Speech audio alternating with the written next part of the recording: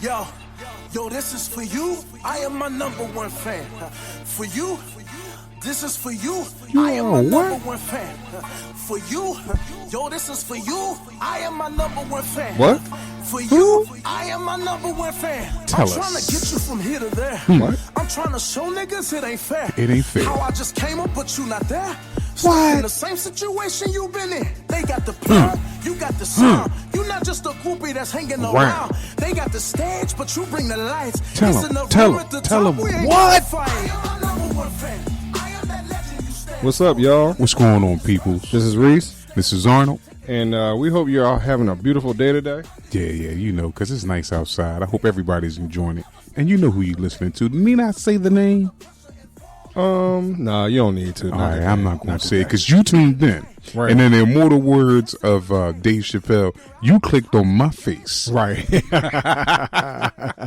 Yo, y'all, we appreciate y'all a lot. Yes, we do. Love y'all, man. You know, but we're going to get into this topic today. Yo, this is a hot button one today. Yes, it is. And for those of you who looked at the Revolt TV summit a week or so ago, I mean, it's been on, like, I don't even remember when it aired or when they had it. Yeah, I mean, like, it's been on everything right now. Like, everybody is getting a piece of this. So, you know, we figured we dip our feet in this, too. Right. So, the main thing that everybody's talking about has been the Killer Mike response. Right.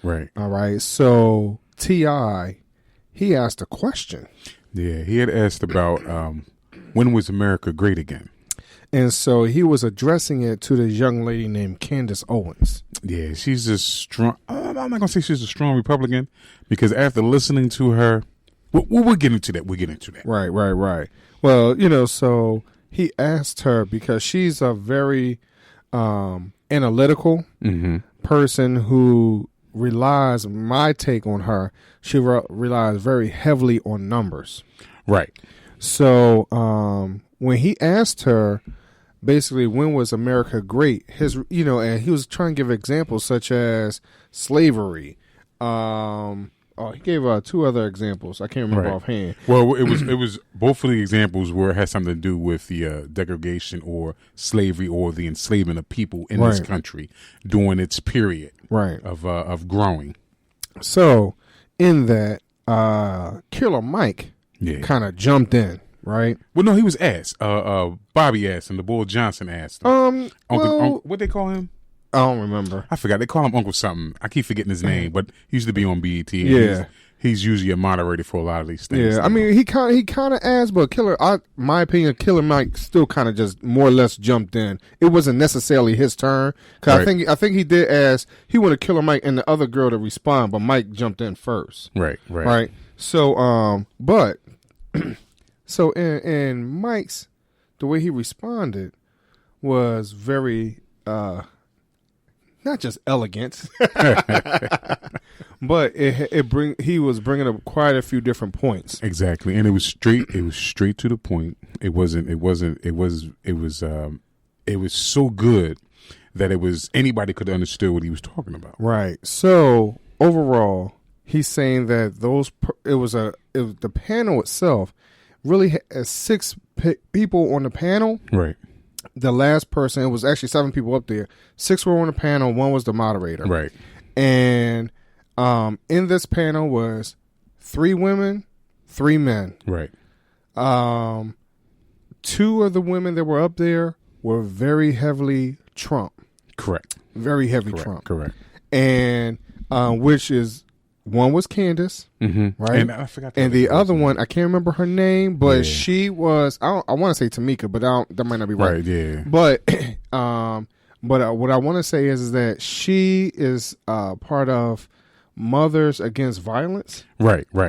Which was very interesting, which is what they kept jumping on her one, but she was quiet pretty much throughout the whole thing. Well, I mean, after Mike said what he said, right, and put things in perspective for everybody, she really couldn't say anything else. Yeah, so one of the things that Mike had talked about, the way he jumped in, he said, first of all, he said niggas, right? Right. He said not N-I-G-G. He went through the N-E-G-U-S. Right. Talking about royalty and things like that. That's first. Second, he talked about how everyone is battling over this Republican and Democrat nominees, or quote unquote, supposedly we're not even sure who the nominee is going to be for Democrats yet, but who the front runner is pretty much. And basically what they're talking about, or what he was referring to, was, you're arguing over who's the best slave owner. Slave owner or slave master. Slave master. Right. So in that, I thought that statement was very, very interesting. Right. And the use of those words were very interesting. Because as he talks about throughout this passage, and we're going to get a little deeper into it. I know we're just skimming the top right now. But, he talks about how America will always have a slave class. Correct. And that's really any society, period, anyway. Right. But it talks about, he mentioned how how America will always have a slave class. And basically, he's talking about, as far as the president goes, who's going to be the slave master over that slave class? Right. And is that who and what we're talking about? Is that what we're really fighting over for those of us that's not in the top 1%, 2% of the country? Mm-hmm. Because sometimes, in my opinion, those that are in that upper echelon has a whole nother set of rules. Yeah, I agree with you with that. It is another set of rules. But if they are people of color, and in particular if they're African Americans or blacks, and they run into certain situations, they always give them the wake-up call. Right. Regardless of how much money they may have. So, I think everything he touched on was good, because the question was, when was America great again? So he didn't bring it from the perspective of if it was a white person saying when America was great, because for them, America's been great a lot of years more than it has been great for people of color. Right. So when he brought it in his perspective of saying about the last, I think it was 7 to 8 years after the Reconstruction. Right. Well, Civil War. Well, that's during the Reconstruction. So with those, we had the most senators, we had the most in Congress, we had the most this, we had a couple governors, we had a lot of stuff that was going on. We had people that were millionaires, we had people that were doing everything, we had schools, we had everything. Right. For those 7 years, until those in the power that be got either jealous or upset or mad and decided to just turn everything against us. So for those who, as you listen to this particular passage, with Black Mike, Killer Mike, I was about to call him Pastor, to be honest. I feel like you're preaching, but so when he talks about these 7 years after the Civil War, you got to keep in mind that even before that, we as African Americans, blacks, Negroes, whatever they called us at that particular time, we had a little bit of power, but what people don't really recognize so much is that we were Republicans. Yeah. Because that's who initially released the slave. Abraham Lincoln was a Republican. A lot of people don't know that. They just take the fact that he was Abraham Lincoln. He was the president of the United States. But he was also a Republican. And the Democrats were the ones that were in that, they call it the Bible Belt. Right. Where the Ku Klux Klan had started in that area. So those guys were Democrats. So as you understand that, hey, we started off as Republican, or a very heavy Republican. Not saying that there were no Democrats at all, but just because we didn't live at that time. But understand that, hey, we were Republican heavy, and that's kind of where we were running off of those platforms. That's how we was getting our seats. Right. So understanding that that's how we were able to maneuver through, within the country. Right. And then after that 7-year period, we don't know what clicked necessarily, but, some people might say jealous and envy.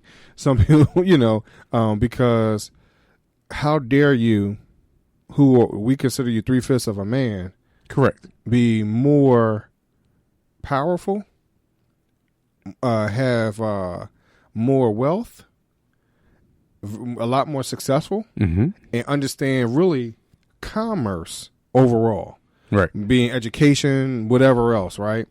So, so one of the things that I know that had taken place within that 7-year period, which is that whole thing that happened in North Carolina, which is why they're still one of the most racist states, period, still, where they had the Populist Party had risen up with the Democratic Party, correct, to get the black people out of this particular city, right, pretty much, right? So, so as Killer Mike is talking about these 7 years of prosperity of how we were growing and we had land or whatever else, when that place in North Carolina, when they shut it down, they shut down the black newspaper that was there. They ran everybody out of town, just like they did with Black Wall Street in the 1920s in Tulsa, Oklahoma. Same way they did with Rosewood. You know, it's plenty of places we can go to where they have ran us out of or destroyed because we had, right? Or because they wanted, So I'm just from my own point of view. I mean, when I listened to what he had to say, and it made me really think really hard on what information that I had already. Right. And if I had to really go and do any more research, right. To be honest, how much did we really have? How as African Americans, where were we going at that time? And were we able to be in our own place? People keep talking about, well, go get your own land and this and that. Well, we can't have our own if it keeps getting taken away. Exactly. Or you're finding people are finding ways or loopholes to consider an eminent domain, whatever it might be, right? And I understand that the press, meaning having our own newspaper, that's how you get your information out there. That's very vital as far as shutting down everything else. So if you can't get it out there, i.e. why it took 2 years for people to understand what happened in, Juneteenth in right, Texas. Pretty much. So understand that, kind of where Killer Mike is coming from is still happening today. Which is why he's asking. Which is why when T.I. mentioned when was America great, and Killer Mike he was coming from just our own community, right? Where where it was great for our community, but as a whole, when was America great? In my opinion, from my opinion, America was never great. From the standpoint of as a people of Americans were not great. Pockets of Americans were great. Right. Certain ethnicities were great, or considered themselves great. But as far as America was never great. Right. Especially if we're supposed to be the leader in what? Where are we the leader in? When you have prison overpopulation of prisons, right? Drug abuse, right? The trafficking of drugs. So everything we're the leader of right now is bad. And that's what T.I. was talking about. He's, that was one of the things he had mentioned. Like, when was America great? During the crack time? Right. So, I mean, coming from both of their perspectives, I can understand because T.I. is coming from the way he was raised and what he learned, and Killer Mike was coming from the way he was raised and what he learned. So when he did his homework, right. And both of them guys, I respect both of those brothers. Most definitely. And quiet as kept, I respected everybody up on that panel. Yeah. Because Killer Mike made a valid point that just because we may have a disagreement, there is a greater good that needs to be done for the whole of the community and the whole of our race.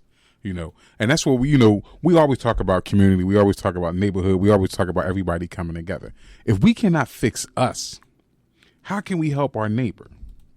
How can we do things for our neighbor if we're messed up, if we're not correct? So when he said all of us need to come together and take the good from each of us and put all that together to work to the common good, then we can build something the way we need to build it. Now, I agree. Mm-hmm. I agree with that. I agree that, we should come together But I had listened to another interview with T.I. Mm-hmm. And he was on Big Boy's Neighborhood. Okay. And he talks about us trying to come together. The problem with us trying to come together is that everyone feels like their opinion is probably bigger than the other. True. You know, and so because of that, it's hard for us to bury the hatchet, and we want to get our point across so hard, you know, so badly that you don't hear what your neighbor is saying. Correct. You know, Correct. Which happens a lot. And I'm going to take the time to apologize for that. Sometimes I do that with you here on the Neighbors Podcast, and I don't mean to do that. So I just want to let everybody know that I apologize for that, and I'm working on that right now. Well, I think we all do. I think we all do that to some degree. Right, right. I think we all do. Right. You know, because, you know, you could look at somebody and like nod your head, I'm like, yeah, I hear you. And the whole time you're like, yo, I hate you. Right. Right. Because, you know, they always say, don't kill the messenger, listen to the message. Right. But sometimes it's hard when the person that's bringing you the message is your enemy. Right. Right. So, and I understand that, but I also understand the fact that if you live your life a certain way and you try to present yourself in a way that things that if you only live on facts and truth, then your enemy could bring you some factual stuff that can be useful to you. Now, that doesn't necessarily mean that later on I'm going to knock my enemy in the head. Right. But right now, me and him can work together right now. All right. So we're going to play off of that real quick. Okay. One of the things that Candace said, because she ended up being the enemy that day. Yes, she was. She was the enemy. She was hated that day. But here's what she said. If you think about immigration, now I want our neighbors out there to think about immigrations, illegal immigrants, right? Mm-hmm. In general, right? How do you truly feel about that? Right. You know, your first thought is like, I don't want no illegal immigrants out there, you know, coming in here, taking my job, because that's the first thing that they tell you, right? Well, here's the thing. What Killer Mike said was, Candace is right in that sense, because, you know, illegal immigrants does affect the community, and a lot of times these illegal immigrants are coming to the African-American community. Right. All right. Which is but do you really think they're taking your job? Well, so here's where Killer Mike has said. He mentions how they're coming in, and if you have a job at the local chicken factory, right, mm-hmm. whatever it was, he said, and you're automatically getting paid $20 an hour, maybe unionized, and you have an illegal immigrant coming in, maybe getting $5 or $6. Well, they're gonna go with the illegal immigrant to get the work done, right? Now, which will take your job away. Right. So, yeah. So, for fear, I don't want to lose my job. I want to put food on my table.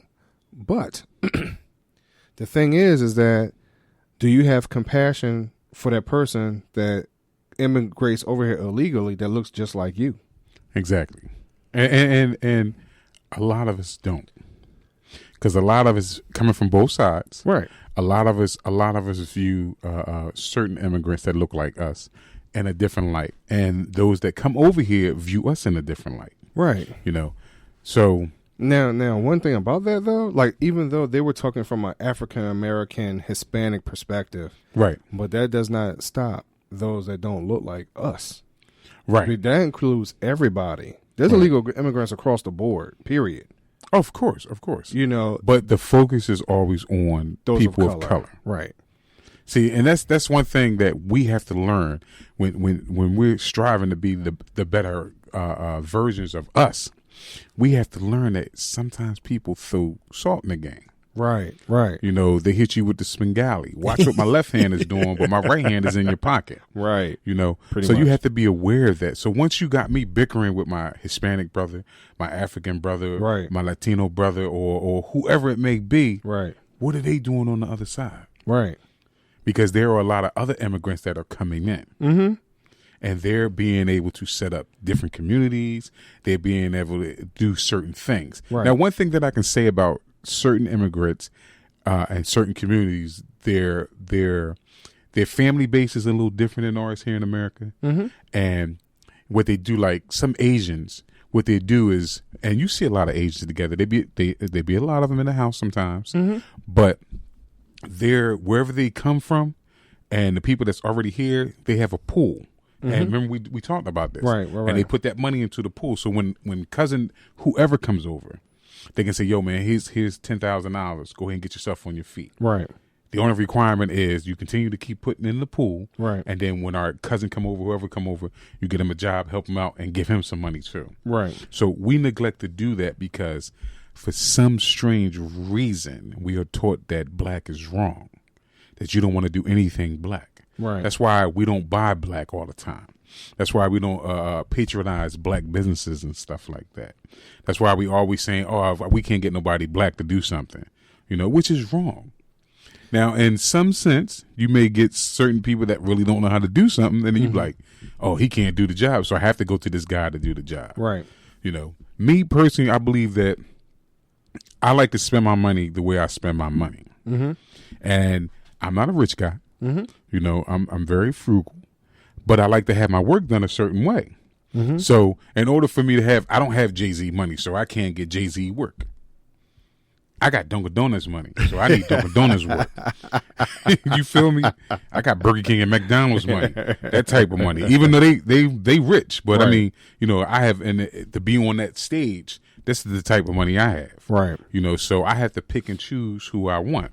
So that's why, because we're here, I have the option to bring in whoever I need to bring in and see who does the best work at the most reasonable price that I can afford.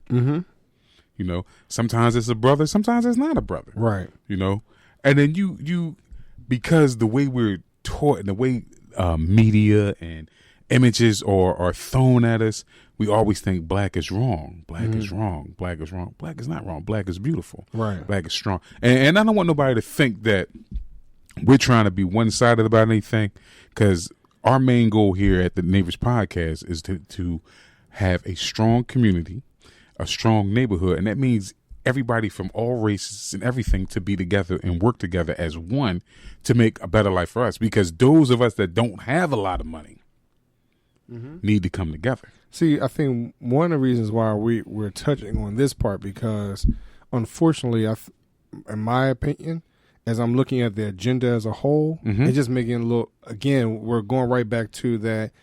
If you're dark, you're wrong. Right. Period. One way or the other. Right. And that's not right. And, we talked about this video that's, on social media where this Caucasian woman is talking about her black kids in the playground. Correct. And how this woman at the playground, kept deciding that she didn't want her daughter playing with the Caucasian's black girl, black girls that was out there in the playground. So, and she had to say what she had to say to her, and so forth and so on. Again, what's being put out there about us, as African Americans. Some people are lazy, yes, but that's across the board. Exactly. That's everybody, exactly. Right? Dirty, same thing. It's across the board. Exactly. So, and then people talk about nepotism and this and that or whatever else. Again, it's across the board. Yeah, I mean, all that happens. Right. All that happens, but it's just that the image that you have of us. So listen, there was an incident that happened that I was brought to aware of last night or 2 days ago at and I'm going to say the name. It's a CVS, where a cashier was had a disagreement with a customer. The customer's African American, so it's 5 people in line. The brother's up front first. He's talking to the cashier. He's speaking to her respectably, and he's saying, could you get your manager for me, because I really disapprove of the way that you're talking to me. I don't like how you're talking to me, and could you give me your manager? So she lies and says, I'm the manager. And he's like, kindly, I know you're not the manager, but could you give me your headquarters telephone number and stuff? And she's like, oh, go look it up and do all this other stuff. So during the course of their confrontation, and I don't want to say confrontation, during their disagreement, there's a white gentleman at the end of the line. So you have this young black brother and 3 older black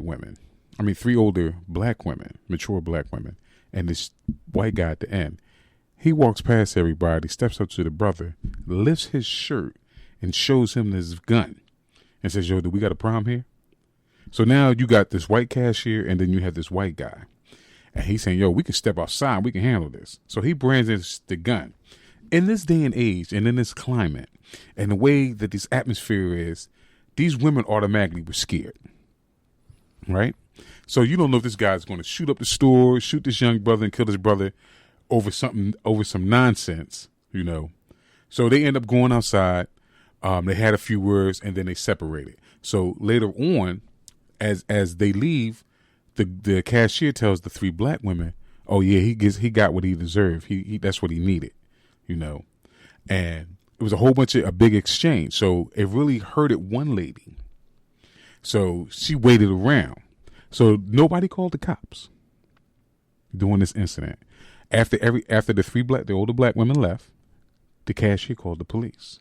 She told the police, which we found out later, because the lady waited and called the cops herself, that she said that the man had a gun and one of the customers told her that he had a gun and he was threatening to use the gun in there when it was actually the white guy. So the police came, and you probably hear about it later because it's close to us. Mm-hmm. And the police came. They took her story, but the black lady was still there. So they took her in the back, and she talked to them. She talked to the regional director. She talked to one of the managers. She talked to a whole bunch of people. And when she told her story and her side, and then they walked her through the store, and the girl seen her, the girl almost fainted. I bet. So here you have, in this day and age, and in this climate that we are, this atmosphere that we have right now, where, and I don't want nobody to take this the wrong way, but you have a lot of people, particularly people that are not of color, think and try to do things that they always either wanted to do, or these are things that they always harbor to do. And because of the way the atmosphere is in the United States now, they feel as though they can do and say whatever they want to do. You can lie on somebody, you can threaten somebody and get away with it. Yeah. You know, it was by the grace of God that this woman, it kept bothering her. Right. Because she said this young man was articulate. Mm-hmm. He never raised his voice at this girl. He never gave her a hassle or anything. He just went through his procedure. Right. You know, so I just want us to think about how many times have we went through the procedure to do something correctly and we were still knocked down for doing the right thing. And that's one of the things they talk about in that exactly at the Revolt thing. Like, you know, we keep trying to move forward and then we get pushed back. You know, but now here's the thing. We do not help ourselves though. In some ways. You get what I mean? Some of us don't. You're right. You know, and we can, but I think that you have to kind of understand where Trump is coming from, where he talks about fake news. You know, because there's some things that even though he says it and it sounds crazy, there are some things out there that's like, yo, that's not the way the story went for us. For us. But he's not saying fake news for things that are bad about us. Oh, no, he's saying fake news when they find out something about him. Right. No, I understand why he's saying it. You get what I mean? News. That's why I don't like to repeat that, because that's his term. But no, he used that. I'm just using it. No, just to cover what we're talking about. Yeah. But you are correct, because there is fake news out there, right? And there's a lot of fake news about us, right? So, like I said, we're in this day and age where we're so far advanced in technology that just like he said, the more we try to go forward, we keep getting pushed back. Right. Now, here's the thing, you know, for what you're saying about this thing at CVS, because a cashier has said this story, right? Right. Now, here's my question. Where's the audio tape? They had the video. Where's the video? I didn't want to get into all that just in case somebody wanted to say something to me, but the police have to look at the video right now, because right now it's an ongoing investigation right now. Right. So they have to check the video, to check him, to see if the guy did brandish, because you got 3 witnesses now that say that this guy lifted his shirt. Right. And was like, whatever the exchange was, they didn't repeat it word for word, because they was like, once they seen the gun, they was like, oh my God, it's this young man. The black women's first, the older women, their first instinct was, is this young man going to get killed? Yeah. And am I going to be witness to him being killed? And is he going to kill me next? Right. Because it was apparent that the white guy and the white girl was in cohorts. I don't know if they know each other or whatever, but the fact that they both were people, they were Caucasian. Right. That's what they had in common. And like I say, in this day and age, you have a lot of people since dude took office, and he says what he want to say, do what he want to say. You have a lot of people that feel and think the way he do. It's just that during different times in their life, they didn't ever express that. Now they feel like they can express that. And I think that they've been expressing it all along. It's just that how have we been interpreting it? Correct. Because I do believe that it's been happening. It's been put out there. It's been shown to us through TVs and movies and all that type of stuff. Sure. It's just that we had a moment of civility. Right. You get what I mean? You know, and now all of a sudden, it's all cyclical. And it kind of makes sense with the history of America, because just like they said, every time we go forward, we get knocked back. We were so gracious when Obama won. We were so elated when Obama won. We felt so great. Not just the fact that he was a black man that won. It was just a person of color, and he had somebody that represented us in a light that was against everything that we ever seen with all the images that they put out there. Right. So to go from him and to come back now to what's going on now, we have jumped backwards. And I'm gonna be honest with you.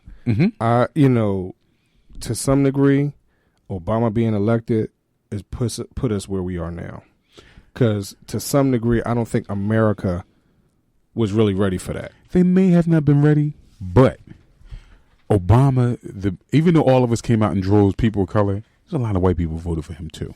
Oh no, I'm not saying that they didn't, but I'm just saying. But they're just like there's a pocket of America that's not ready for a woman president. Yeah, and I agree with that. I'm ready. I believe a woman can run this country because secretly I think women run the country behind the doors anyway. Right. But out to have a front runner, and speaking of that, I kind of like Elizabeth Warren. as either the vice president or the president nominee. Yeah, I'm more for Yang, but got you. Yang's not gonna go nowhere. I'm sorry, he's not. He's rising up in the polls though. Yeah, but he's not gonna go nowhere. Yeah, he talks a good game, but I don't see him going anywhere up. And if it came down to Yang and her, which I don't see that because I see the top four, and this is just my prediction. Right, the top four for the Democratic nomination for president is going to be Kamala Harris, Elizabeth Warren, Bernie Sanders, and Joe Biden. So those are the top four. But I've always said this, and I'm going to keep saying this. Whoever the Democratic nominee is for president, the person that's the runner-up, they need to take them as their vice president. Yeah, they should, but they definitely should. And if not, the person that I hate to say lost, but that didn't get the nomination, should rally around the party for the greater good of the party, because this is what happened in 2016. And Bernie, and I kind of like Bernie. I like some of the things that Bernie's talking about. I mean, there's a lot of things that Bernie says that I don't like, and a lot of things that he don't say that I don't like. Yeah. But one thing that I've noticed because they didn't like Hillary, he wouldn't tell his people to vote for her. Yeah. So a lot of his supporters end up out of spite voting for Trump. Yeah, and to me, I just think that, in my opinion, Bernie is almost a sore loser, and I feel like he's also a grumpy old man. Yeah, to some degree. I noticed that you have the numbers up over there real quick. Yeah. So I'm just looking to see where voters have them now. So it's Biden, Bernie, Elizabeth, and Kamala. Yeah, that's my top four. The only thing is that the one person that I'm not really for is number 5, who is Pete. Yeah, definitely. He's not going nowhere. So that's where the numbers are right now. Yeah, he's not going nowhere. But yeah, y'all, so we would love to know how y'all feel about this whole thing. And we didn't go in as deep as we could have with this thing with Killer Mike, because it's a whole lot more. But we really want to give, wet your whistle a little bit, just so you can go and watch it and, and give us some feedback on this for real. Please do, because this is something that we believe is important to our communities. Our communities as a whole, as everybody, right? Everybody coming together as one, being on the same page. So like I say, our goal here is to make sure that our neighborhoods and our communities are strong, and we're here to provide you with as much information as we possibly can, And we're not going to give anything that's fake, and we're not going to give you no fake news. You know, we're going to give you everything that's factual. Things that we say, you can look it up. You can find it. Anything that we ask you to look up and check out, please check it out. And please leave comments. Please let us know, you know, how you feel about this, because this is something serious, because we got something to get ready to happen in less than a year, you know, with our major election. And we need to start looking into stuff now. Right. We need to start looking at these candidates. We need to start looking at how are we going to grow as a people. We need to start looking at that, you know, so we don't make a mistake like we did in 2016. And we also need to hold. So one of the things before we go, one of the things that was brought up is that we need to have a checklist, pretty much. Correct. Of what our demands are. What do we want? What do we want these candidates to do for us? Right. So that's your homework. That's your homework. Everybody that's listening to this show, you got homework this week. Mm-hmm. So that's your homework. If you had a chance to sit down with any one of the candidates that you like, regardless if it's Republican, Democrat, Independent, what would you want them to do for you specifically? You know, please tell us. Email us. Put it in the comment, DM us if you know, and we will bring it on the show. And we would definitely let everybody know, just to see if we'll share this stuff, just to see if people have same interests, same likes. Right. You know, because so that's one of the things that we're concerned about, because we're worried about that we're really not all on the same page. Right. Correct. You know, and I understand that certain things that I'm concerned about are a little different than yours. Yeah. You know, but overall, there should be some goals where it's just flat out the same. Exactly. There should be. Oh, yeah. Real quick. I'm not to cut you off, my brother. Right. But those of y'all that we see in the street, and we see a lot of y'all all the time, right? And y'all give us your comments, and you give us different topics and stuff.